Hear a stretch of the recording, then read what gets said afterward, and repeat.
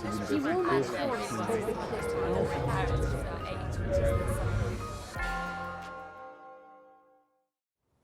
just finished a book on the history of all Christianity everywhere, and it's become a TV series. And I want to develop that now, because I've got a series of lectures in the University of Edinburgh to do, and I've chosen the theme of silence. Because Christianity is a religion based on the inexpressible, a God you can't see, and ultimately a God you can't talk about because he's just beyond talk.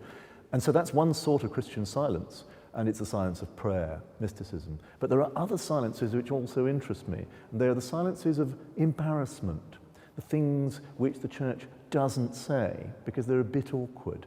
And so I'm going to explore both those things. You might say one is a sort of positive silence, the other a negative one, but I think it'll be more complicated than that.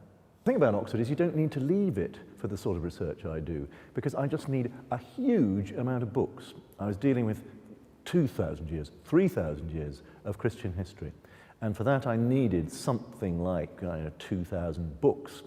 I would find a reference in the morning, I would call up Bodley on my laptop, and there the book would be in the afternoon. This is an extraordinary place for books. I think of those 2,000 or 3,000 books which I read for this project, perhaps only 6 or half a dozen, 5, whatever, weren't in Oxford. Now that's an extraordinary luxury, a great privilege. It seems to me that the history of Christianity is absolutely essential to talk about because there is so much bad history around.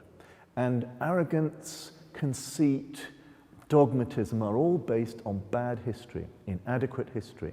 So what I'm doing in this project, like all projects on the history of the church, is to bring sanity to discussion. I'm hoping that I can give other people a sense of balance just by complicating the story, because all stories are very complicated. You don't need to tell them in a confusing way, but they are complicated. And if you see that truth is complicated, you won't make stupid, simple judgments about it.